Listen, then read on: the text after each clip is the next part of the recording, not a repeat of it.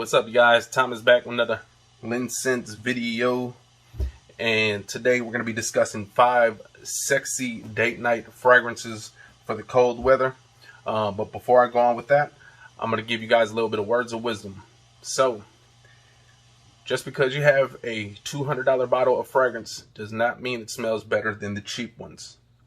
What makes a fragrance smell good is self-confidence. Okay, you guys, if you've got enough confidence, you can pretty much rock any fragrance, and most of the time people will give you compliments. Hey, some of those compliments might not be the best. They might be, hey, man, whatever you're wearing is choking me out. Hey, you get like some kind of compliment, all right? Someone's noticing you at all. So self-confidence would definitely make any fragrance smell better. And one more thing. Big shout out to all those who have been subscribing to the channel. Channel has kind of grown a little bit.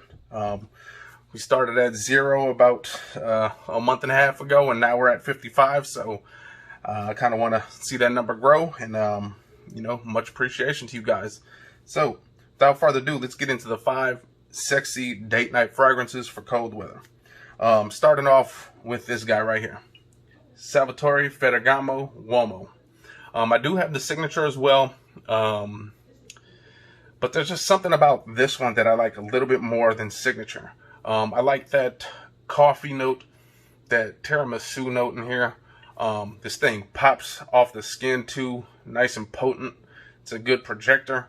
But Salvatore Ferragamo Uomo, I just like the bottle as well too. That Ferragamo logo on the side, that big button atomizer right there.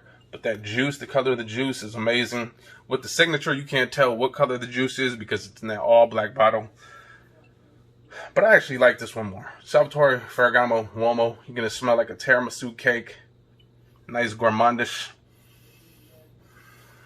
fragrance right here. So, date night fragrance number 1, Salvatore Ferragamo Uomo.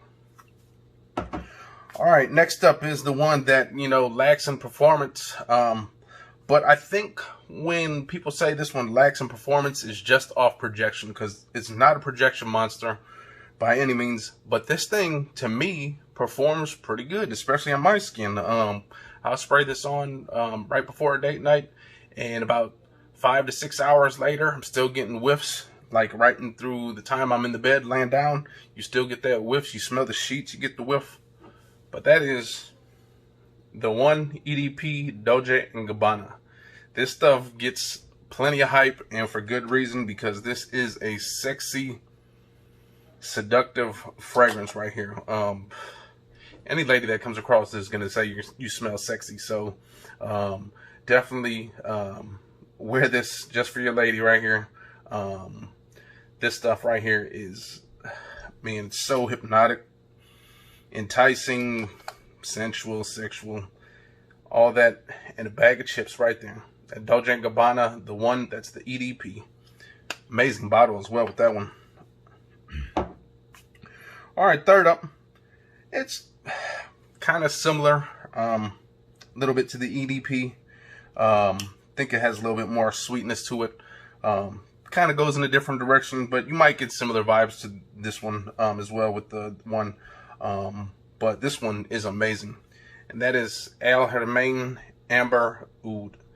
This stuff is like tobacco, smoky, little sweet, leathery, just all around goodness. And my goodness, the presentation that Al Hermain puts into these bottles right here, this lineup is second to none. They give you a nice big old box presentation, open it up, velour inside, and you see this bottle. Look how beautiful that bottle is, you guys. Just it's not doing too much, but it's just so elegant. That kind of that copper plate right on the front, that nice cap, and this cap, you guys, is real heavy for the size. You could probably do some damage with this one if you hit someone over the head with it. But man, the smell on this one is amazing, guys. Al Hermain Amber Oud.